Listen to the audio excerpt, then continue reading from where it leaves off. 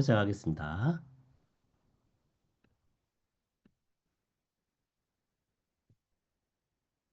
네. 이제 저희가 이제 본문에 나와 있는 이제 몇 가지 배경들, 본문에 나와 있는 내용을 가지고 이 책의 저자가 누구인지, 또 이 책은 누구에게 쓰였는지, 또 언제 쓰였는지 이런 내용들을 살펴보았어요. 이제 이 책을 이해하기 위해서 이 책에 쓰여진 배경들이 있거든요. 역사적 배경들이 있는데, 그러니까 뭐 어떤 모든 책들은 그 시대를 배경으로 해서 이제 쓰여지게 되잖아요. 여러분, 그 최근, 작년인가요? 최근에 그 노벨 문학상을 받은 한강 작가가 쓴 소년이 온다라고 하는 책이 있죠. 근데 그 책을 이해하기 위해서는 그냥 읽어도 뭐 내용들을 뭐 충분히 한글로 쓰여졌기 때문에 이해할 수 있는 내용이기는 하나, 근데 그 책을 보다 더 잘 이해하려면은 무엇이 필요하냐면 그 책을 이해하기 위한 역사적 배경을 이해하는 것이 굉장히 필요하죠. 즉, 1980년대에 일어났던 광주 민주화 운동이 어떤 운동인지에 대해서 배경들을 알고 나면은 그 책이 보다 더 실감나게 실제적으로 우리에게 다가오는 것들을 많이 보게 됩니다. 그러니까 배경을 이해하는 것과 이해하지 못하는 거에는 차이가 굉장히 큰 것이죠. 그러니까 이 요한복음 역시도 그냥 쓰여진 것이 아니라 역사적 배경들을 가지고 쓰여졌기 때문에 그 역사적 배경들을 좀 살펴보도록 하겠습니다. AD 70년부터 살펴보려고 하는데요. AD 70년에 일어났던 중요한 역사적 사건은 예루살렘 성전과 예루살렘 성벽이 무너져 내리는 사건입니다. 여러분, 이 예루살렘 성벽과 성전이 무너지게 된 이유는 첫 번째는 로마에서 파견된 총독들의 폭정이었어요. 여러분, 로마가 이제 나라들을 정복하고 이제 총독들을 파견하죠. 근데 총독은 두 가지로 파견했는데 첫 번째는 로마에 있는 우리의 국회와 같은 원로원에서 총독을 파견하기도 하고요. 두 번째는 로마의 황제가 총독을 파견하기도 했습니다. 원로원에서 총독을 파견하는 곳은 보다 안정적인 곳, 안정적이라고 하는 것은 반란이 없는 곳, 그리고 다스리기 쉬운 곳, 그리고 세금을 꼬박꼬박 잘 내는 곳, 이런 곳이 원로원에서 총독을 파견했어요. 그러면 황제는 어느 곳에 총독을 파견했냐면은 황제는 반란이 일어나는 곳, 그리고 세금을 잘 내지 않는 것.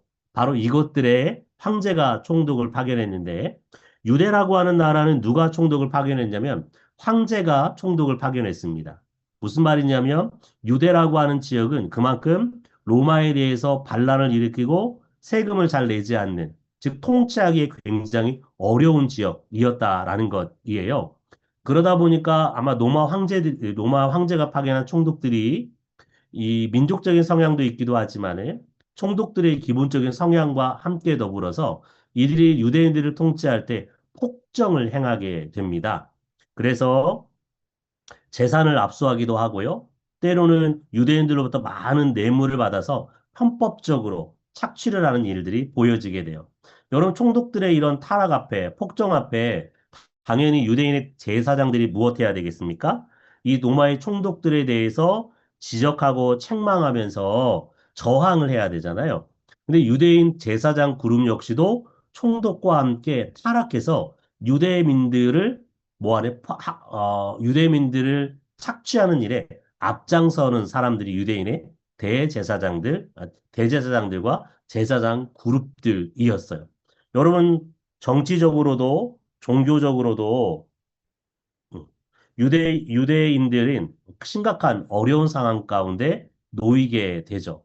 이런 상황 가운데 유대인들이 무엇을 공격하게 되냐면 로마의 군병들을 먼저 습격을 하게 됩니다. 그러던 사이에 가이사라에서 이 습격으로 인해서 유대인 2만 명이 로마에 의해서 학살을 당하게 돼요. 엄청나게 많은 사람들이 죽임을 당하는 일이 벌어지게 된 것이죠.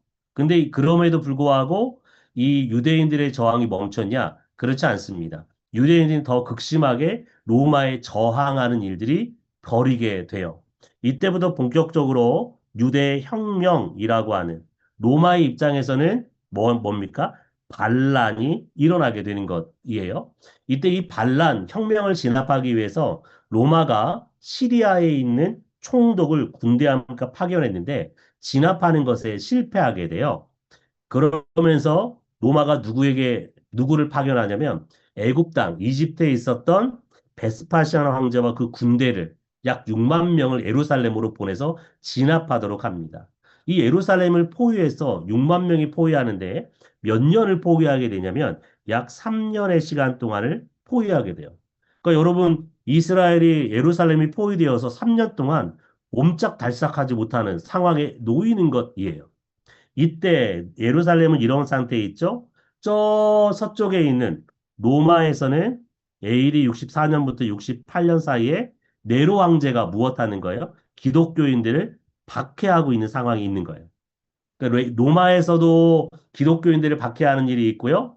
예루살렘에서는 뭐 어떤 일이 벌어져요? 유대인들, 당연히 기독교인들 포함되겠죠? 유대인들 또 기독교인들이 로마의 포위 공격으로 인해서 어려움을 당하는 상태에 놓이게 됩니다. 근데 그러던 사이에 네로 황제가 무엇하게 되냐? 죽게 돼요. 그러면서 로마 황제의 자리에 누가 오르게 되냐면 베스파시안 황제가 황제 자리에 오르게 되는데 장군이 베스파시안 황제가 황제 자리에 오르기 위해서 로마로 가게 돼요. 그러면서 뭐 하냐? 예루살렘을 포위하는 것을 잠시 멈추게 됩니다. 이 멈출 때에 누가 도망 나오냐? 기독교인들이 도망치게 돼요. 기독교인들이. 아, 하나님께서 우리에게 구원의 때를 허락하셨구나. 그래서 기독교인들이 예루살렘에서 도망쳐 다른 지역으로 이주를 하게 되거든요. 근데 그러던 사이에 베스파시안 황제의 아들이었던 티투스 장군이 다시금 예루살렘을 포위하게 됩니다. 누구만 남아 있어요? 유대교인만 남아 있어요. 그러면서 유대교인들이 대대적으로 학살을 당하게 되고 압제를 당하게 됩니다. 이것이 원인이 되어서 무엇하게 되느냐? 유대교를 믿는 유대인들과 기독교를 믿는 유대인들 사이에 뭐가 일어나냐? 적대시하는 일이 발생하게 돼요. 그러니까 유대교를 믿는 유대인들의 입장에서 보면은 기독교를 쫓아가서 다른 지역으로 도망간 유대인들은 어떤 사람들이에요? 민족의 반역자들인 거예요. 반역자들. 함께 저항하지 않고 자기들의 생명, 목숨을 쫓아서 도망친 사람들로 여겨지게 된 것이죠. 그 전에도 마찬가지이지만 이때를 기점으로 해서 본격적으로 유대교가 기독교를 박해하는 일에 더욱 앞장서게 되는 일이 벌어지게 됩니다. 자, 이때 예루살렘이 로마에 의해서 회파가 되어 철저하게 무너지게 됩니다. 로마는 예루살렘을 정복하고 난 재정을 가지고 무엇하냐? 이 콜레시움 원형극장을 건설해요. 그러니까 엄청나게 많은 돈을 가지고 왔다. 여러분 성전 안에 얼마나 많은 금은보화가 있었겠어요? 성전이라고 하는 것 자체가 그 내부가 무엇으로 칠해져 있었냐면 금으로 칠해져 있었어요. 그리고 성전은 어떤 역할을 했냐면 부자들의 금고 역할을 했던 곳입니다. 세 번째는 유대인들은 1년에 한 번씩 무엇을 냈냐? 성전세를 내야 되잖아요. 이 성전세가 전 세계에서 모아져서 온 금액들이에요. 엄청난 재정이 성전에 있다고요. 이 모든 것들을 다 착취해서 무엇하게 되냐? 로마가 원형극장을 지을 정도로 많은 재정을 착취해 간다. 로마의 개선문에 보면은 그게 그대로 남아 있어요. 여러분, 이게 유대교의 성전을 상징하는 메노라라고 하는 촛대이죠. 여러분, 이 수룹바벨 성전인데, 수룹바벨이 이제 증축했던 성전이라고 말씀을 드렸잖아요. 이 성전에는 이미 BC 586년에 이 솔로몬 성전이 무너지면서 지성소에 있었던 하나님의 법궤는 상실됐어요. 어디로 갔는지 몰라요.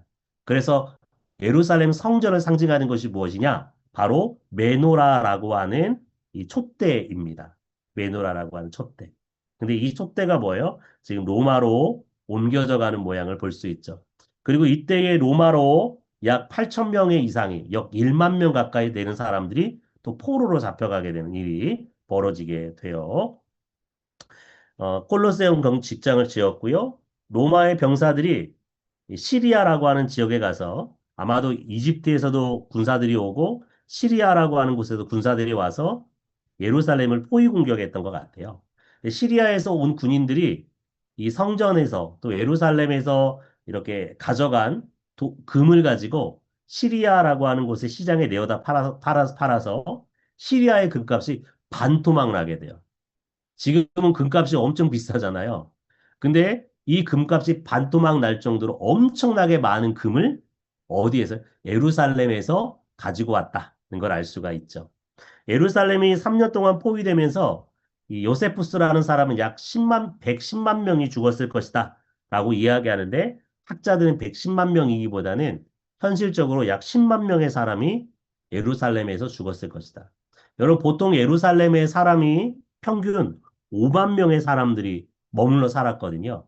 그리고 이제 6월절이나 오순절과 초막절 절기게 되면은 이것의 10배 되는 사람들, 약 10만, 50만 명의 사람들이 모였는데, 여러분, 평균 5만 명에 사는 사람들의 2배 정도 되는 사람이 무려 3년 동안 학살을 당하는 일을 경험하게 됩니다. 그리고 생존한 사람 중에 9만 7천 명인데 10분의 1로 줄여서 약 1만 명의 사람들이 포로로, 노예로 잡혀가게 돼요. 그리고 이 예루살렘에는 무엇하게 되느냐? 유대인들이 거주하지 못하게 합니다. 예루살렘 성벽과 성전을 무너뜨리고 집들도 쑥대밭으로 만들고 이곳에 살았던 모든 유대인들을 예루살렘 밖으로 다 추방을 시켜요. 그리고 로마의 10군단, 군단이 무엇하냐? 이 예루살렘에 주둔하게 됩니다. 여러분, 로마의 군대의 상징은 무엇이죠? 독수리 형상이잖아요. 독수리 형상이 로마의 군대를 상징했어요. 로마의 군대는 독수리 형상을 앞세워서 행진을 합니다. 근데 유대인들에게 독수리 형상은 무엇이죠? 우상이잖아요. 우상. 근데 이렇게 로마의 식군단이 어디에 아예 예루살렘에 주둔하게 돼요. 그리고 이때부터 약 60년 동안 민간인들이 출입이 통제되고 재건되지 못하도록 만들어 버립니다. 그리고 제우스의 신전을 만들고 제우스에게 제사 드리게 하고요. 하나님께 드렸던 성전세는 제우스를 위한 성전세로 바꾸어 버려요. 그리고 60년 후에 로마가 예루살렘이 재건되는데 이 건물 역시도 어떤 건물로 재건되냐면 로마식 건축물로 재건하게 만들어요. 즉 로마식이라고 하는 것은 여러분 로마식 건축 양식, 집을 지은 것이 아니라 로마의 도시를 보면 반드시 뭐가 있냐면은 황제를 위한 신전, 그리고 그들이 섬겼던 제우스를 위한 신전, 이런 것들이 자리한다는 그런 도시로 예루살렘을 만들어 버려요. 그것으로 인해서 코르바, 코크바라는 사람이 다시 한번 반란을 일으키는데 예루살렘 하나님의 성이었던 하나님께도 주신 성이 그렇게 되는 모습에 분노를 하고 뭐 반란을 일으키는데 이건 역시도 진압되게 됩니다. 어찌됐든 예루살렘에 아무런 유대인들도 살 수 없는 시대가 도래하게 되었다. 예루살렘 성전이 무너졌어요. 앞에서 말씀드렸던 것처럼 예루살렘 성전을 중심으로 해서 제사장 그룹, 즉 사두개파 사람들이 활동을 했는데 여러분 사내들인이라고 하는 예루살렘 공유회는 71명의 회원으로 구성되어 있었습니다. 우리나라로 말하면은 우리나라의 국회와 대법원의 역할을 함께하는 곳이 사내들인 공유회예요. 최고의 의결기관인데 여기에는 사두개파 사람들, 그리고 바리새파 사람들, 그리고 유대인 공동체, 이런 세 개의 분파가 정당을 이루어서 활동을 했습니다. 활동을. 그런데 사내들인 공유의 예루살렘 성전이 무너지니까 뭐가 없어지는 거예요? 사두개파가 없어지는 거예요. 자연스럽게 사내들인 공유회가 사라지게 되죠. 사내들인 공유회를 대신해서 바리새파 사람들이 무엇을 만드느냐? 얌니아라고 하는 곳에서 회의를 해요. 종교회의. 무엇을 대신하느냐? 사내들인 공회를 대신하는 종교회의를 통해서 다양한 유대교의 종교의 문제를 결정하는 시대가 도래하게 됩니다. 즉 사두개파가 이스라엘의 종교 역사에서 사라지게 돼요. 요한복음을 보면은 이 예수님과의 관계 속에서 사두개인들은 한 번도 등장하지 않아요. 왜 그럴까요? 사두개파 사람들이 예수님 시대에 있었지만은 요한복음이 쓰여질 시대에는 존재하지 않았어요. 그러니까 이 사람들에 대해서 전혀 언급하지 않습니다. 그리고 유대인이라고 하는 표현을 대신해서 사용하고요. 바리새인이라고 하는 이름을 대신해서 사용하고 있다. 이걸 볼 수 있어요. 사도계파가 왜 언급되지 않지? 다른 복음서에 다 언급되는데 바로 성전이 무너졌기 때문에 그들의 활동의 근거가 없기 때문에 중요한 인물로 다루지 않는다. 얌야회에서 기독교인을 출교합니다. 얌야회의 결정이 무엇이냐면 유대인들은 18개의 기도문이 있는데 그들이 회당에 모였을 때에 이 기도문을 외워요. 그러니까 우리가 주일날 교회 가면은 사도신경을 외우고 주기도문을 외우잖아요. 마찬가지로 유대교인들은 유대교 예배에 가서 회당 예배에서 18개의 기도문을 외우는데 12번째 기도문에 이런 내용이 있어요. 배교자들에게는 희망이 없게 하시며 이 배교자들은 바로 AD 70년에 도망갔던 유대인 기독교인들을 말하는 거예요. 완악한 지배자들은 우리 시대에서 멸절되었을지로다. 나자렛 사람들과 나사렛 예수 그리스도를 따르는 사람들, 미님, 이단이라는 뜻인데 곧 멸망할지어다. 기독교인들 말하는 거예요. 그들은 생명책에서 지워지고 의인의 반열에도 들지 못할 것이다. 교만한 자들을 낮추시는 주의 축복이 있기를. 즉 뭐예요? 기독교인들을 이단으로 정죄하고 영원한 지옥의 형벌을 받을 자들로 정죄했습니다. 그리고 이 기독교인들을 회당 예배에서 뭐예요? 출교시켜요. 출교. 이 고린도전서 5장에 보면은 바울 사도가 고린도전서에도 그렇고 디모데 후서인가요? 바울 사도가 즐겨 사용하는 표현이 있는데 사탄에게 내어주었다라고 하는 표현을 써요. 이 사탄에게 내어주었다라고 하는 표현은 유대인들의 표현인데 유대인들이 회당에서 출교할 때에 누군가를 출교할 때 사탄에게 내어주었다라고 하는 표현을 씁니다. 그러니까 바울 사도가 사탄에게 내어주었다라고 쓰는 것은 교회에서 이 사람은 출교시켜라 라고 하는 의미예요. 즉 그만큼 흉악한 죄를 지었다라는 거죠. 그것을 통해서 다시금 회개할 기회를 주기 위함인데 어찌됐든 AD 70, 얌리아에 의해서 80은 얌리아에서 기독교인들을 회당 예배에서 출교를 시킨다. 이제 완전히 분리되는 일이 벌어지게 되는 거예요. 회당에서 출교하는 세 가지 단계가 있어요. 처음부터 출교하지 않습니다. 첫 번째는 니딘이라는 단계인데 이 출교시켜야 될 사람들과 30일 동안 2미터 거리에서 사람들과 대화할 수 없게요. 그러니까 모든 관계를 단절시켜 버리는 거죠. 그리고 공적 예배에 참여할 수 없게 해요.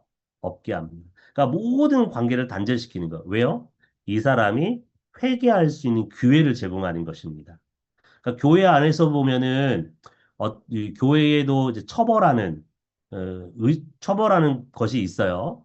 교회에서 복음 앞에 합당하게 살지 않거나 불순종하는 일을 행했을 때에 무엇하냐면은 여러분 성찬에 참여하지 못하게 하거나 심지어는 나중에 가서는 뭐 하냐? 교회에서 진짜로 출교시키는 일이 있거든요. 교회 안에도 이런 징벌에 대한 단계가 있습니다. 유대인의 첫 번째 단계예요. 이것도 듣지 아니하면 케렘, 10명 이상의 사람들이 이 사람은 아직 회개하지 않았습니다. 라고 요청을 하면은 다른 사람과 교제가 완전히 허용되지 않고 회당과 성전 예배에도 아예 참여할 수 없게 해요. 더 압박을 가하는 것이죠. 이래도 회개하지 않으면 산마다라고 하는 의식에서 모든 유대교인과 단절을 시킵니다. 즉 사탄에게 내어주는 것이에요. 사탄에게 내어주었다. 유대교도 추방. 이 사람이 죽었을 때에는 유대인들이 모아타잖아요. 예도하지도 않아요. 그리고 심지어 죽은 자에게 돌을 던집니다. 즉, 이 사람이 죽어 있으면 이렇게 돌을 던져서 돌무덤을 만드는 거예요. 누구처럼요? 스데반 집사님처럼. 그래서 이 사람이 어떤 사람? 하나님께 저주받은 사람이라고 하는 증표로 나타냅니다. 그러니까 지금 유대인들이 회당 안에서 있는 기독교인들이 뭐예요? 유대교에 의해서 출교당하는 상황 가운데 놓여 있다. 즉, 출교를 통해서 공동체에서 떠나야 되는 거예요. 여러분, 공동체에서 떠난다는 게 얼마나 무서운 일입니까? 공동체에서. 여러분, 공동체에서 떠나면 내가 아무것도 할 수 없어요. 직장에 취직할 수도 없죠? 음식을 먹을 수도 없죠? 어떤 행정 업무를 처리할 수도 없죠? 법적인 보호를 받을 수도 없어요. 그냥 들판에 버려진 들짐승 가운데 놓여진 양과 염소와 같은 형편 가운데 살아가는 거예요. 이게 엄청난 두려움이죠. 두려움이에요. 살아있으나 산 것 같지 않은 상황에 놓이게 되죠. 바로 기독교인들이 유대교, 특별히 유대교 회당 안에서 있는 기독교인들이 이런 상황 가운데 놓여 있다. 당연히 무엇하겠어요? 유대교에 남아 있어야죠. 그래야만 평안한 삶을 살 수 있거든요. 안정된 삶을. 그런 그들을 향하여서 무엇해야 되느냐? 그것을 불사하도록 해요. 왜요? 예수 그리스도만이 하나님의 아들이고 그리스도이시기 때문에 그 예수 그리스도를 확증하도록 합니다. 붙잡을 수 있도록 유대 집 요한복음을 통해서 권면하는 것이에요. 자, 그리고 두 번째는 유대교에서 AD 90년에 유대교가 정경을 확립하는데 유대교인은 어떤 거요? 아람어로 기록된 히브리어 성경만 정경으로 받아들여요. 근데 기독교인은요, 70인경 헬라어로 기록된 성경을 사용하거든요. 여러분, 어떤 책을 정경으로 받아들이냐, 받아들이지 않느냐가 종교에서는 굉장히 중요합니다. 여러분, 천주교와 기독교의 차이가 무엇이에요? 천주교의 기독교의 차이는 천주교는 외경이라는 책을 받아들입니다. 외경이라는 책 속에 무엇이 있어요? 연옥이라는 개념이 있어요. 근데 기독교는요, 외경을 받아들이지 않거든요. 기독교인들에게 연옥이 있습니까? 기독교인들은 연옥이 없어요. 무엇을 정경으로 받아들이냐에 따라서 무엇이 바뀌어요? 신학의 형태가 완전히 바뀌게 되는 것이에요. 바뀌게 되는 것입니다. 여러분, 이슬람은 꾸란을 정경으로 받아들이잖아요. 기독교는 꾸란을 정경으로 받아들이지 않잖아요. 그러니까 이슬람은 꾸란을 정경으로 받아들이기 때문에 꾸란의 가르침 따라 그 기준 따라 살아가는 거예요. 기독교인들은요, 성경의 가치와 기준 따라 살아가는 거죠. 그렇다 보니까 두 개가 뭐 할 수밖에 없어요? 충돌을 일으킬 수밖에 없습니다. 자, 무엇을 정경으로 받아들이냐가 이만큼 중요해요. 중요합니다. 여러분, 번역된 성경에는 어떻게 번역하는 거에 따라서 의미가 완전히 달라질 수도 있거든요. 근데 유대인들은 어찌됐든 히브리어 성경만을 정경으로 받아들이는 것을 통해서 70인경 성경, 헬라어 성경을 이단 서적으로 정제하게 됩니다. 당연히 헬라어 성경을 정경으로 받아들이며 자연스럽게 사용하고 있었던 기독교인들을 배척하는 일이 발생하게 되는 것이죠. 이런 상황 속에서 바로 요한 사도는 유대인 너희들이 가지고 있는 그 히브리어 성경이 무엇을 가르치느냐? 예수 그리스도가 하나님의 아들이요 그리스도라고 구약 성경에서 증거하고 있다라고 바울 사도가 요한 사도가 누누이 요한복음 안에서 설명을 합니다.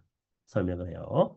자, 차이점들을 1세기 이 말의 로마의 상황은 로마는 큰 위기를 경험하게 돼요.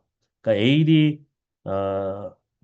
AD 54년 이후부터 네로 황제가 나라를 통치하게 되는데 그 이전에는 통치하게 되는데 그래도 네로 황제가 나라를 통치할 때까지는 나라가 안정적이었어요. 근데 네로 황제가 갑자기 죽고 난 이후에 로마에 어떤 일이 벌어지느냐? 황제의 자리에 오르기 위해서 네명의 사람들이 각축전을 벌이게 됩니다. 약 1년의 사람들이 황제의 자리에 오르고 죽임당하고 황제의 자리에 오르고 죽임당하고 황제의 자리에 오르고 죽임당하는 일이 네 번이나 발생하는 거예요. 그러니까 여러분 네 번에 걸친 쿠데타가 1년 사이에 벌어진 것입니다. 여러분 그 사이에 로마가 어떻게 됐겠습니까? 쑥대밭이 되는 것이죠. 쑥대밭이 되는 거예요. 한 번 전쟁에도 나라가 휘청하는데 네 번에 걸쳐서 일어났으니 얼마나 나라가 위기의 상황까지 오였겠어요? 결국에는 페스파시안 황제가 마지막 황제로 등극하면서 나라가 안정적이 되어지는 것 같았어요. 그러다가 AD 79년에 그 유명한 베스비우스 화산 폭발, 그러니까 폼페이의 재앙이라고 하죠. 우리가 뭐 다큐멘터리나 이런 것들 많이 보잖아요. 로마가 이 재앙으로 인해서 폼페이라고 하는 도시가 완전히 사라질 정도로. 그러니까 여러분 지금으로 말하면 부산이라고 하는 도시가 화산 폭발로 인해서 완전 흔적도 없이 사라져 버린 거예요. 그리고 그 나라가 어떻게 되겠습니까? 상상해도 끔찍한 일이 벌어지게 되는 것이죠. 그런 위기의 상황 가운데 무엇하느냐?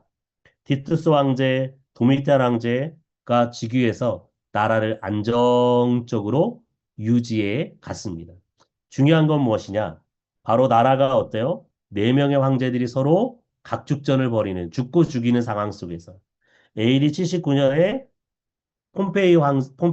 폼페이의 재앙이 일어나는 나라가 혼란한 상황 가운데 놓여지게 되죠. 이 혼란한 상황 가운데 살아가는 사람들이 무엇을 찾겠어요? 메시아에 대한 기대감들이, 소망감들이 있겠죠. 우리에게 있는 이 재앙의 사건들, 이 국가적인 위기들, 이것을 도대체 해결할 메시아는 누구인가? 바로 요한복음은 바로 그런 혼란한 상황 가운데 놓여 있는 요한복음의 독자들을 향하여서 예수 그리스도만이 참된 하나님의 아들이시고 참된 그리스도로, 즉 로마의 황제가 하나님의 아들로 세상의 구원자로 우리를 통치하고 구원하는 것이 아니라 오직 예수 그리스도만이 참된 통치자여 참된 구원자이시다.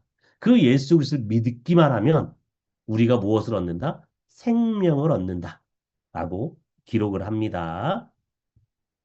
자, 역사적 배경을 보면은 이제 플라톤이라고 하는 사람의 이원론인데 이것은 로마 시대 때의 사상적인 배경이 되는 내용들이에요. 배경이 되는 내용들. 근데 이 플라톤의 이원론 한마디로 이야기하면은 사람은 육체와 그 안에 영혼으로 되어 있다. 이게 이원론이에요. 영혼은 선한 거예요. 육체는 악한 것입니다. 악한 것. 그래서 이 시대 로마 사람들은 구원이 무엇이었느냐?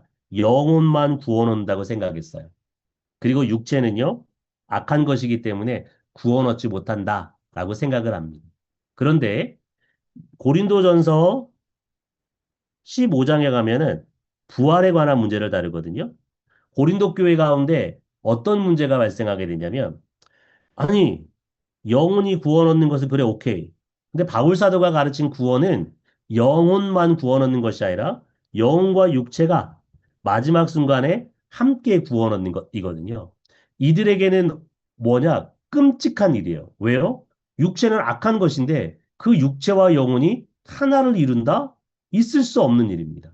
그리고 또 그들의 구원관, 구원에 관한 생각은 뭐냐? 육체라고 하는 악한 감옥에서 선한 영혼이 벗어나는 것. 그래서 신의 세계에 이르는 것이거든요. 근데 예수께서 재림하실 때에 다시 구원 얻은 영혼이 악한 육체에 갇힌다라고 하는 것은 끔찍한 일이 그들에게 벌어지는 것이고 구원이 상실된 상태를 의미해요. 그만큼 영과 육체를 완전히 분리해서 생각하는 것이 이 시대 사람들의 생각이었습니다. 근데 이 생각 속에 뭐가 나오냐? 게린투스라고 하는 이단이 등장을 해요.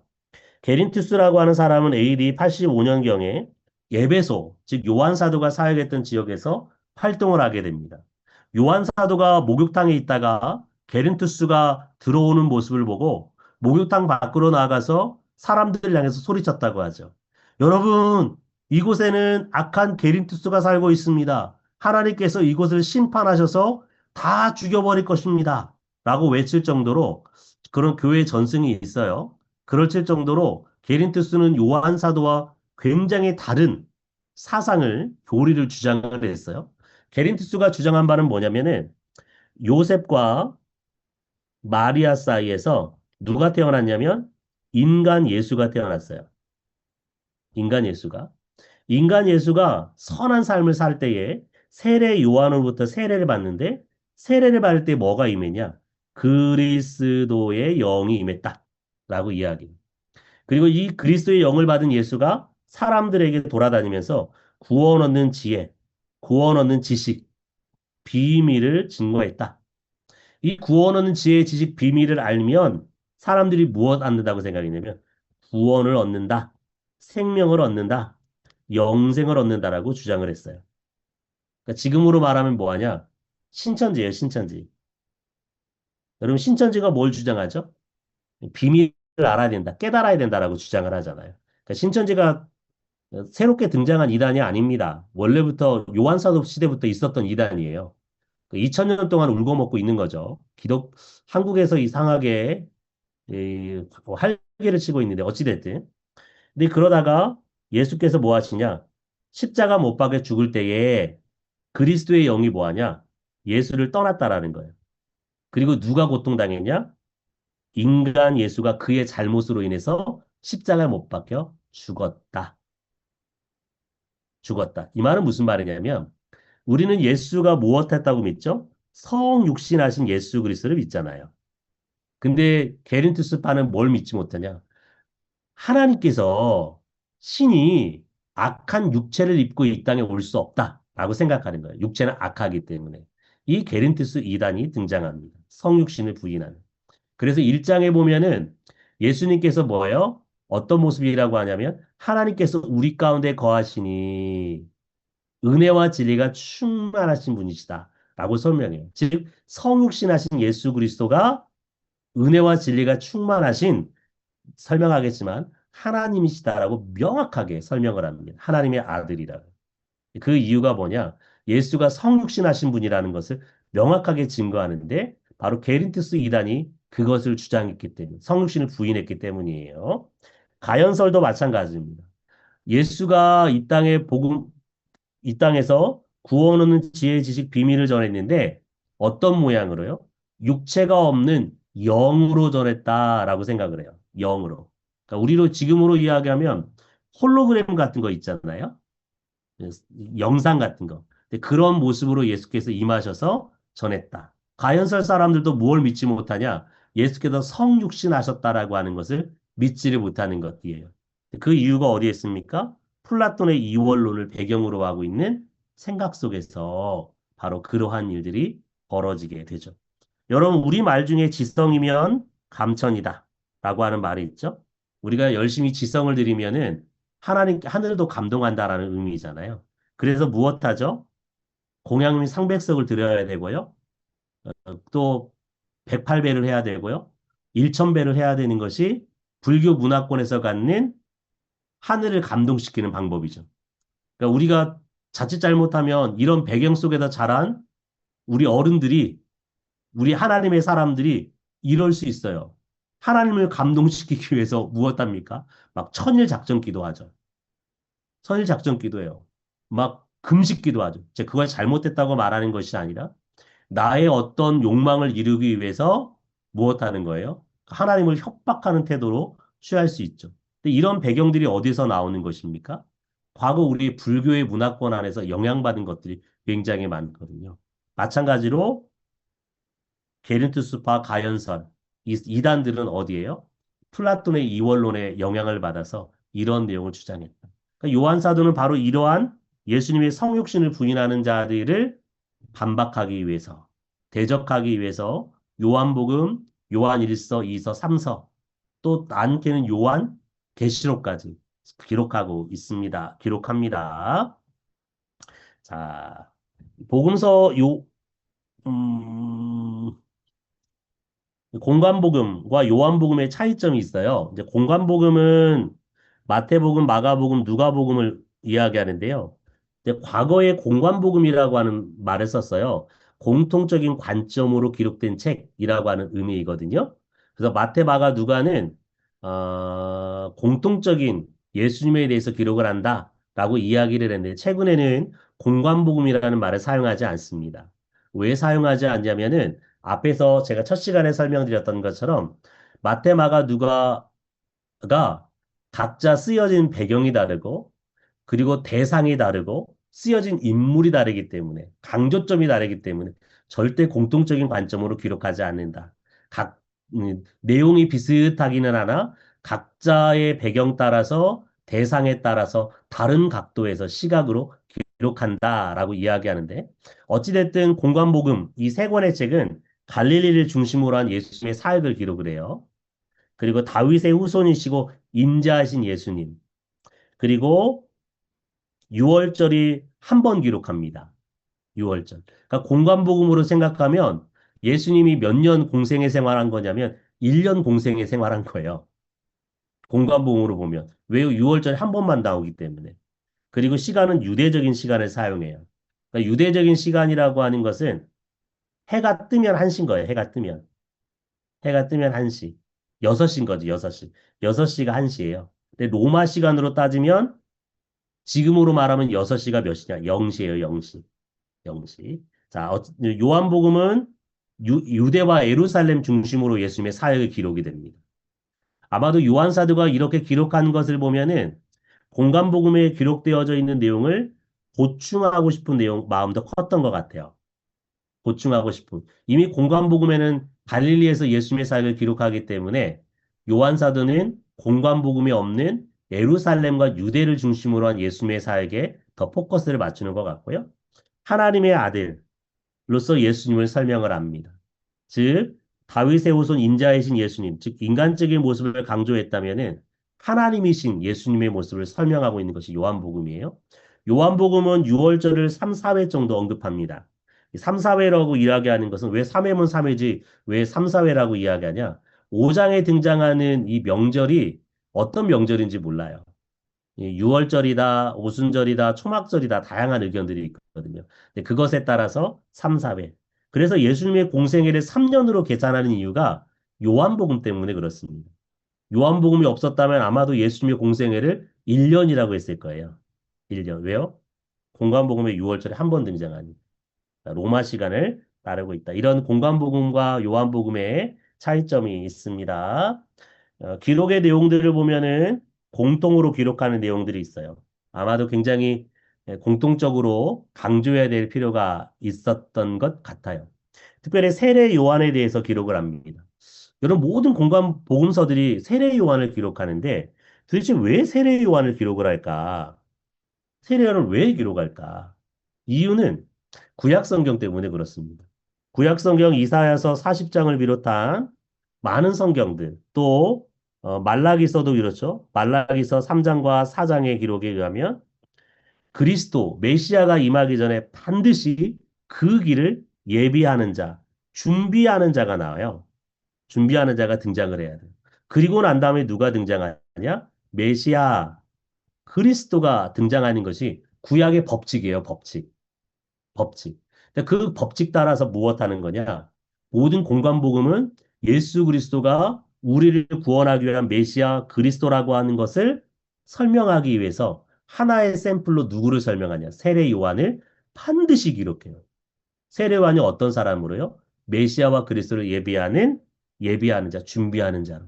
바로 세례 요한이 예비하고 준비한 예수님이 어떤 분이다? 메시아, 그리스도, 하나님의 아들이다라고 하는 걸 설명하기 위해서. 그러니까 공관복음에서 다 기록을 합니다. 제자들을 부르시는 사건을 기록하죠. 제자들. 즉 제자들의 모습은 무엇을 설명하기 위함이냐? 예수께서 이루시는 하나님의 나라에 동참한 자들의 모델이에요, 모델. 모델. 여러분 제자들의 삶의 특징을 보면 첫째, 제자들은 무엇 하냐면 예수님을 즉시로 따라요, 즉시로. 그러니까 예수님을 따르는 제자들은 어떻게 따르냐? 예수님을 즉시로 따르는 사람이에요. 두 번째, 무엇 따르냐면 이들은 자신의 직업을 버립니다. 직업을. 직업을 버렸다라고 하는 것이 우리가 우리 모든 것을 다 버리고 예수님을 따라야 돼. 그걸 이야기하는 것이 아니라 과거 이 사람들은 무엇을 추구했던 사람이에요? 직업이라고 하는 것을 통해서 자신의 만족과 자신의 성공과 자신의 삶을 추구했던 사람들이에요. 그런데 이제는 무엇 하는 거예요? 무엇 하는 사람이냐? 예수님의 가치와 기준 따라 살아가기로 결정하는 것입니다. 그러니까 삶의 방향이 나에서 어떻게 되는 거예요? 180도 바뀌어서 예수님을 따르는 사람, 그 사람이 제자예요. 즉, 제자들의 사건을 공통적으로 기록하는 이유는 예수를 믿고 따르는 사람들이 어떤 삶을 살아야 되는지를 설명하기 위함입니다. 그러니까 베드로의 부인의 사건도 공통적으로 기록하거든요.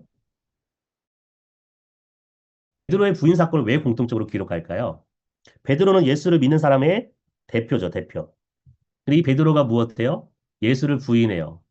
근데 부인한 것으로 끝나면 좀 그 마음이 그럴 텐데 베드로가 회개하죠. 그리고 하나님 나라를 위한 예수님의 큰 사역자가 돼요. 베드로를 기록하는 이유는 복음서를 읽는 모든 사람들 중에 예수를 잘 따르는 사람도 있지만 그렇지 못한 사람도 분명히 있다고. 베드로와 같은 사람도 분명히 있어요. 그런데 그 사람들조차도 베드로처럼 돌이키면 어떤 사람이 될 수 있다는 거. 베드로와 같은 예수님의 제자로서의 삶을 살아갈 수 있다는 것을 모든 복음서들이 강조해서 설명을 합니다. 자, 이 요한복음에만 기록하는 내용이 있어요. 그러니까 요한 사도가 강조하고 싶은 거죠, 이제. 요한 사도가 강조하고 싶은 건데, 요한 사도는 일곱 개의 표적의 사건, 일곱 개의 자기 계시라고 하는 것을 사용해서 예수님에 대해서 설명을 합니다. 그러니까 요한 사도는 예수께서 행하신 39가지의 기적들이 있는데 이 기적들 중에 특별히 몇 가지요? 요한복음에만 기록하는 물론 오병이의 사건은 모든 성경이 모든 복음서가 기록하기는 하지만은 일곱 개의 표적의 사건을 통해서 예수님이 하나님의 아들이고 그리스도라고 하는 것을 설명하고 싶어요. 또 하나 예수께서 비유하신 약 40여 가지의 비유들이 있는데 40여 가지의 비유들이 있는데 요한 사도는 그 중에 몇 가지를요? 일곱 가지를 가지고 와서 예수님이 어떠한 분인지를 설명을 합니다. 비유를 통하여서. 여러분, 비유라고 하는 것은 사람들에게 이해하기 좋게 하기 위해서요. 쉽게 설명하기 위함입니다. 아, 그대의 입술은 앵두요. 여러분, 그대의 입술은 앵두요. 그 말은 무슨 말이죠? 앵두처럼 이렇게 오밀조밀하고 굵다. 이제 그런 마음이잖아요. 그리고 내 마음은 호수요. 내 마음이 호수다라고 하는 것은 평안하고 잔잔함이기도 하지만 넓은 것을 또 표현하기도 하죠. 내 마음은 바다와 같다. 예, 그만큼 모든 것들을 품어줄 수 있다라고 하는 것을 굉장히 비유적으로 설명하는 것이죠. 그러니까 일곱 개의 자기 선표, 비유를 통해서 예수님이 어떠한 분인지를 쉽게 설명을 합니다. 근데 왜 7이라고 하는 숫자를 가지고 왔을까? 요한사도만의 특징이죠. 그러니까 요한사도는 7은 유대인들에게 완전 숫자이거든요. 완전 숫자. 즉, 예수님에 대해서 설명할 일곱 가지 표적, 일곱 가지 자기 선포면 예수님이 어떠한 분인지, 즉, 요한 사도가 설명하고자 하는 예수님을 완벽하게 설명할 수 있다. 라고 해서 일곱 가지를 가져오는 거예요. 요한 사도가 요한 계시록을 보면은 요한 계시록을 기록할 때에도 7막 7장이라고 하는 더 쉽게 이야기하면 소아시아 일곱 교회를 기록하는데 일곱 교회를 기록하잖아요. 일곱 교회. 여러분 소아시아에 얼마나 많은 교회가 있었겠어요? 생각해 보면 여러분 소아시아에 얼마나 많은 교회가 있겠어요? 여러분 이 제주만 해도 저희 동네만 해도 교회가 열대 개가 넘어요. 인구가 그렇게 많지도 않은데 만 명도 안 되거든요. 몇천 명 되나? 열대 개가 넘어요. 교회가 교단별로 다 있고요. 교단별로 두세 개씩 다 있어요. 근데 소아시아에 얼마나 많은 교회가 있었겠습니까? 예배소만 해도 예배소의 인구가 그 시대에 최소 50만 명이 있거든요. 50만 명? 엄청나게 많이 있었겠죠. 그런데 그중 일곱 교회만 추려요, 굳이. 왜 그럴까요? 7이 완전 숫자예요. 즉, 이 시대에 존재하는 모든 교회를 대표하는 것입니다. 대표하는 교회. 즉, 이 시대에 살아가는 교회들이 가지고 있는 모든 문제들에 대한 대표 주자로 이 일곱 교회를 가지고 와서 기록을 해요. 일곱. 그러니까 요한사도만의 독특한 표현입니다. 그러니까 요한사도는 어찌됐든 일곱 개의 표적과 자기 선포를 통해서 비유를 통해서 예수님이 하나님의 아들이고 그리스도라고 하는 사실을 설명을 합니다. 중요한 내용은 뭐냐? 하나님의 아들 그리스도. 그 예수를 믿으면 생명, 영생을 얻는다. 쓰여진 이유는 예수께서 하나님의 아들 그리스도이심을 믿게 하기 위해서. 믿으면 그 믿는 자에게 영생, 생명이 있음을 알기 위해서. 그러니까 여러분, 예수를 믿더라도 잘 믿어야 돼요. 잘 믿어야 돼요. 그러니까 요한 사도가 철저하게 배격하는 게 뭐냐? 성육신을 부인하는 예수 그리스도를 믿는 것을 뭐라고 이야기하냐? 마귀 새끼들이라고 이야기해요. 마귀의 자녀들이라고 이야기합니다. 마귀의 영을 따라가는 자들이다라고 이야기해요. 굉장히 심각하게 이야기합니다. 여러분, 예수라고 하는 이름을 믿는 것 똑같이 믿는 게 아니죠. 어떤 예수를 믿는 자가 중요한데 예수가 성육신하신 하나님의 아들이고 그리스도이심을 믿는 자에게 영생이 있습니다. 그리고 그 예수를 믿는 자가 어떤 삶을 살아야 될지 특별히 13장부터 10장, 17장까지 예수님께서 하루 저녁에 제자 훈련을 하시거든요.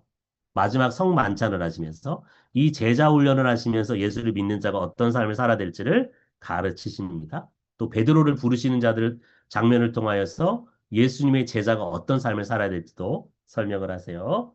자, 큰 구조로 보면은 1장 1절에서 18절까지가 서론입니다. 서론. 서론. 서론. 그리고 본론의 내용은 두 개로 나눌 수 있는데요. 1장 19절에서 12장 50절까지는 예수님의 표적을, 대체적으로 표적을 통해서 일곱 가지, 13장부터 21장까지는 예수님께서 자신의 죽음과 부활을 통하여서. 그러니까 여러분, 이곳에 일곱 가지 표적이 있어요. 전반부에. 일곱 가지 표적이면 충분한데 예수의 죽음과 부활이라고 하는 여덟 번째 표적을 또 기록해요. 왜 그럴까요? 일곱 개의 표적을 통해서도 예수님이 하나님의 아들이고 그리스도라고 하는 것이 너무나 명확한데, 야, 이 일곱 개의 표적을 통해서도 못 믿겠냐? 그러면 내가 마지막으로 한 가지 표적을 제시한다. 예수의 죽음과 부활이라고 하는 표적을 제시해요. 근데 이것도 못 믿으면 뭐 하게 되는 거예요? 끝장인 거예요, 끝장. 너는 더 이상 소망이 없다. 더 이상 소망이 없다. 어떤 소망이요? 믿을 만한 소망이 없다는 여덟 번째 죽음과 부활이라고 하는 표적도 보여줬는데. 이런 구조로 되어 있습니다. 마지막 결론. 베드로의 사명을 통해서 이 예수의 죽음과 예수님께서 표적을 통해서 예수의 자기 선포를 통해서 예수님이 하나님의 아들의 그리스도이심을 믿는 자들. 예수의 죽음과 부활을 통해서 예수가 하나님의 아들의 그리스도이심을 믿는 자들이 어떤 삶을 살아갈 것인가? 베드로의 사명을 통해서 예수를 믿는 자들이 살아야 될 삶에 대해서 이제 기록을 합니다. 자, 요한복음의 특징은 이야기예요, 이야기. 이야기로 시작을 합니다. 이야기로 시작한 다음에 무엇이냐? 이야기라고 하는 것은 사건이에요, 사건. 예수께서 어떤 표적을 행하시죠. 이적을 행하세요. 이것이 일곱 가지다라고 말씀드렸습니다. 이 이적을 행하신 다음에 무엇이 일어나느냐? 이 이적의 의미가 무엇인지 예수님께서 선포를 하세요. 선포를. 그러니까 예수님이 어떠한 분인지 선포를 해요. 근데 이 말을 들은 사람이 예수님의 선포를 그냥 그대로 아멘으로 받아들이면 참 좋죠. 받아들이면 참 좋은데 받아들이지 않아요. 니고데모도 그렇고 대표적으로 사마리아 여인도 그렇고 예수님에 대해서 뭐하냐? 오해해요. 예수께서 거듭남에 대해서 이야기하는데 니고데모가 무엇하죠? 엄마 뱃속으로 다시 들어가야 됩니까? 예수님의 거듭남이라고 하는 주제를 엄마 뱃속에 들어가 다시 태어나야 되는 것으로 오해해요. 예수님께서 너에게 생수를 주겠다라고 말하는데 이 생수를 사마리아 여인이 무엇하죠? 오해를 해요. 예수님, 내가 여기에 물 기르러 올 필요 없이 그 생수를 우리에게 주십시오. 로마 시대에는 귀족의 집까지 무엇이 연결되어 있냐면 수도가 연결되어 있었어요. 수도가. 바로 그 수도를 나한테 깔아달라. 그런 의미로 표현하는 것이에요. 오해하는 것이죠. 그리고 예수님을 뭐하냐? 거부해요. 받아들이지 않습니다. 거부가 무엇의 형태로 이루어지느냐? 질문의 형태로. 이런 모습이 니고데모와 사마리아 여인과 예수께서 계속 주고받으면서 대화하잖아요. 그러시면서 예수께서 당신이 어떤 분인지를 차근차근 설명해 가면서 결국에는 누군가는 예수를 받아들이고 누군가는 반대하는 일이 일어나게 됩니다. 일어나게 됩니다. 바로 이 과정들이 지금 누구에게요? 요한복음을 읽는 요한의 공동체 안에서 일어나고 있는 사건이에요. 사건이에요. 그러니까 이야기 속에 등장하는 다양한 사람들의 고백은 누구의 고백이냐? 첫 번째는 요한이 속해 있는 교회 공동체, 즉 믿음이 연약한 사람들의 질문이기도 하는 거예요. 두 번째는 명확하게 유대교의 질문이에요. 유대교회. 유대교가 무엇하는 거예요? 바로 이런 질문들을 하면서 예수님에 대해서 뭐 하지 못하냐? 받아들이지 못해요. 믿지 못해요. 수용하지 못해요. 그래서 뭐가 있는 거예요? 이 사람들을 받아들이지 못하면 생명이 없는 것이다. 라고 예수님께서 답을 하시죠. 그러니까 여러분, 이 성경을 읽을 때에 성경 속의 인물들이 다양한 질문들을 하거든요. 특별히 요한복음에서 보면 다양한 질문들을 하는데 예수님을 향해서 이 질문을 단순하게 예수님 시대의 사람들의 질문으로 이해하기보다는 그것도 맞지만 일차적으로는 그것을 넘어서서 요한복음을 읽는 시대 사람들, 그 시대 사람들이 갖고 있는 예수님에 관한 질문이다. 의문이에요. 그것에 대해서 요한 사도가 지금 예수님을 통해서 답을 하고 있는 것으로 이해하시면 좋습니다. 자, 예수님에 대해서 오해하고 이중적인 의미를 사용을 해요. 두 가지 의미를 갖고 있는. 예수님이 자신이 성전이라고 할 때에 사람들이 오해하죠. 야야, 우리가 성전을 46년 동안 지었는데도 아직 완공하지 못했는데 3년 만에 무슨 성전을 짓는다고 이야기하자. 말 같지도 않은 소리 하지 말아라. 라고 이야기할 때 예수님은 무엇에 대해서요? 죽으시고 부활하신 예수님의 몸, 부활체의 몸을 말씀을 하세요. 예수님 자체가 성전인 거죠. 즉 예수님을 통해서 유대인들이 성전을 통해서 이루고자 하는 일을 이제는 누구를 통해서요? 예수님을 통해서 이룰 수 있다라고 말씀하시는 거예요. 거듭남에서 말하죠. 다시 태어나는 것이죠. 거듭남은 위로부터라고 하는 뜻인데 위로부터 유대인들이 잘 사용했던 말이에요. 그런데 니고데모는 말씀드렸던 것처럼 다시 태어나는 것. 아, 엄마 뱃속에 들어가서 다시 태어나는 것, 그걸 거듭남이라고 잘못 이해하죠. 근데 예수님께서는 이 거듭남을 성령을 통해서 우리가 예수를 믿게 되는 것으로 설명을 하세요. 생수 사마리아 여인을 통해서 말씀을 드렸고요. 이런 내용들이 어, 요한복음 안에서 처음부터 끝까지 계속 반복이 됩니다. 그러니까 유대인들은 무엇하지 못해요? 정확하게 말하면 유대교인이라고 말해야 되는데 유대교인들은 예수님이 어떠한 분인지 깨닫지를 못해요. 알지를 못합니다. 그런데 그것을 깨닫는 자들이 있죠. 예수님의 제자들은 예수를 깨닫고 예수를 따라가야 돼. 결국에 이것 앞에서 어느 것을 선택할 것이냐. 둘 중에 하나 선택해라. 유대교인들처럼 반응할 것인가? 아니면 예수를 하나님의 아들 그리스도로 인정함에 따르는 사람들이 있는데 이들과 같은 삶을 선택할 것이냐? 둘 중에 하나를 선택해라. 라고 요한복음을 통해서 말씀하십니다. 어, 아이러니한 일들이 있는데 예수를 반대하는 자들은 예수님에 대해서 자기 생각이 옳다라고 주장을 해요. 이 사람들이 누구냐? 유대교인들이에요. 유대교인들. 독자들은 요한복음을 읽으면서 무엇을 알게 되냐면 무엇이 참인지, 무엇이 진리인지를 자연스럽게 알게 되고 더 확신하게 돼요. 무슨 말이냐면, 여러분 유대교인들의 질문은 뭐냐면, 예수님 당신이 구약의 야곱보다 더 큰가? 여러분 야곱은 어떤 인물이에요? 이스라엘 12지파의 조상이에요. 시작이라고요, 시작. 야곱이라고 하는 인물이 뭐예요? 이스라엘이라고 하는 이름을 얻게 되잖아요. 이스라엘의 시작 출발점이에요. 그 누구와 비교할 수 없는.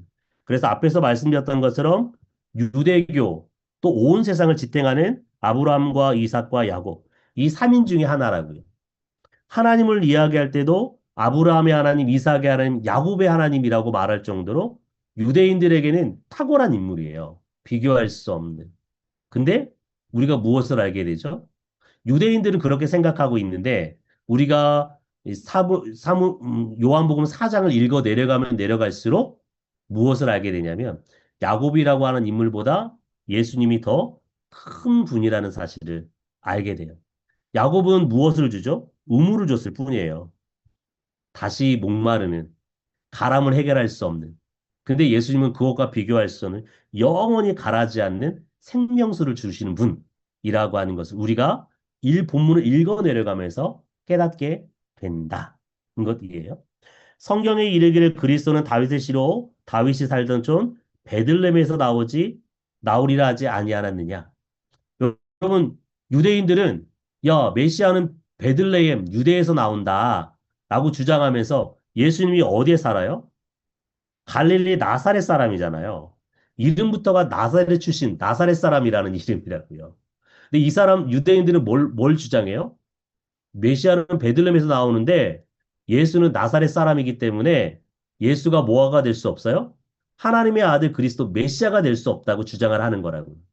근데 여러분 우리는 잘 알고 있죠. 예수님께서 어디 출신이라는 걸 알고 있어요? 예, 우리는 예수님 베들레헴 출신이라는 걸 너무나 잘 알고 있어요. 다윗의 혈통으로 오셨다라는 사실을. 그리고 한 백성이 한 사람의 백성을 위하여 죽어서 온 민족을 망하게 되지 않기는 것이 너에게 유익한 줄을 생각하지 아니하는도다. 여러분, 이 말을 우리는 이 말의 의미가 무엇인지 잘 알죠. 이 말은 대제사장이 이 말의 의미를 잘 알지 못하고 한 소리예요. 근데 우리는 이 말을 들을 때 어떤 생각을 하게 돼요? 아, 그렇구나. 예수님께서 죽으시는 것을 통해서 온 세상에 유익을 안겨주는 구원자가 되셨구나. 라는 것을 이 사람을 알지 못하는데, 대제사장을 알지 못하는데, 이 말씀을 통해서 누구는 알아요? 우리는 안다. 이런 식으로 요한복음 안에 있는 사람을 알지 못하는데 읽어 내려가는 사람들은 예수님이 어떠한 분인지 자연스럽게 아는 형식으로 되어 있다. 이것이에요. 일곱 개의 표적을 행합니다. 예수님께서 일곱 개의 표적을 통해서 어떤 학자가 이렇게 정리해 놓았더라고요. 예수님께서는 하나님의 아들로서 온 세상의 통치자, 주인이신데 무엇을 주장하시는 분이시냐? 요한복음 2장에 보면은 정결례의 물이 포도주로 바뀌죠. 즉, 질적인 변화가 일어나게 돼요. 질적인 변화. 모든 질의 주인. 여러분, 예수께서 왕의 신하의 아들을 고치시죠. 어떻게 고치십니까? 거리와 공간을 초월해서 예수께서 고치세요. 앞에다 놓고 안수하신 것이 아니라 보고 안수한 것이 아니라 멀리 갈릴리에 떨어져 있는 사람을 치유하신다고요. 즉 거리와 공간을 초월하신 거리와 공간의 주인. 38년 된 병자를 치유하셨죠. 38년 동안이나 치유받을 수 없는 이 사람을 치유하셔서 그 사람의 38년의 시간을 되돌려 주세요. 시간의 주인.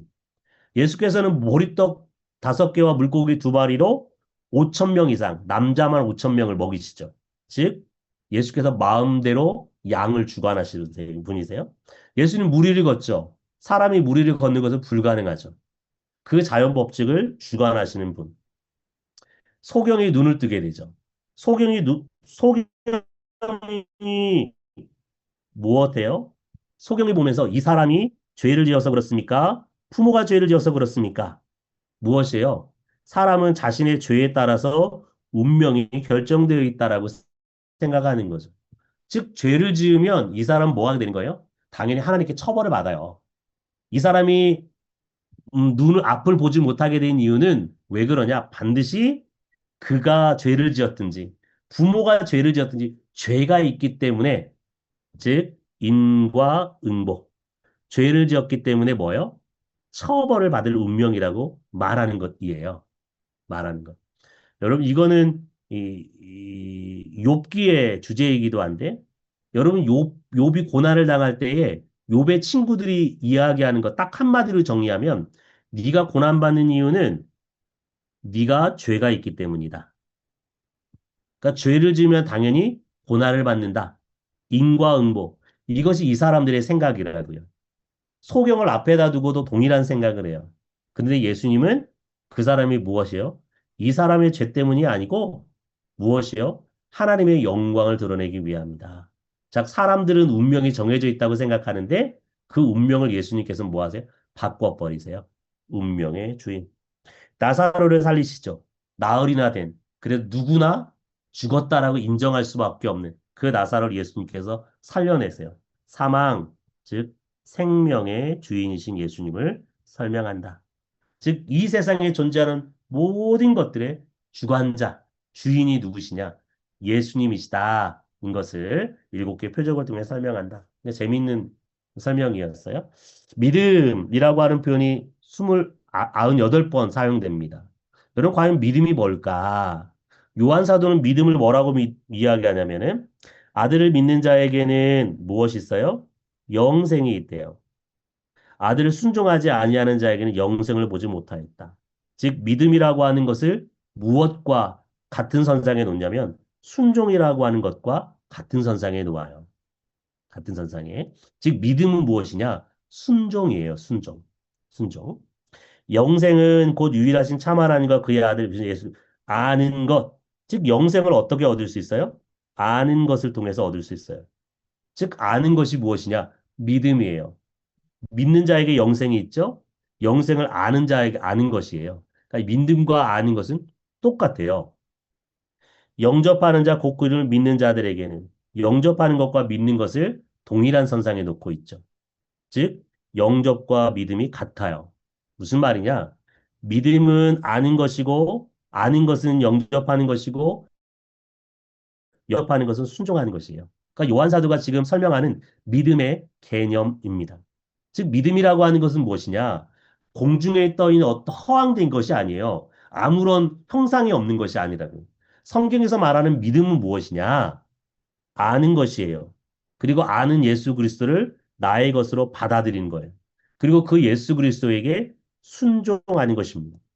다시 이야기하면 예수 그리스도께서 추구하시는 삶의 가치와 기준이 있어요. 그 예수 그리스도의 삶의 가치와 기준을 알고 그것을 나의 것으로 받아들여서 순종하는 삶을 살아내는 것. 그것이 무엇이냐? 바로 믿음이라고 말합니다. 즉, 믿음은 무엇이냐? 예수님의 가치에 순종하는 거예요. 즉, 예수님을 하나님의 아들로 예수를 그리스도로 알고 영접하고 그분의 가르침에 순종하는 것. 이것이 무엇이에요? 요한 사도가 말하는 믿음이라고 하는 개념이다. 믿음이라고 하는 개념이에요. 자, 저희가 여기까지 하고 내일 본문을 쭉 살펴보도록 하겠습니다. 5시까지 이죠. 네. 감사합니다. 오늘 너무 수고하셨습니다. 감사합니다. 수고하셨습니다, 강사님. 네, 내일 뵙겠습니다. Recording 감사합니다. stopped. 내일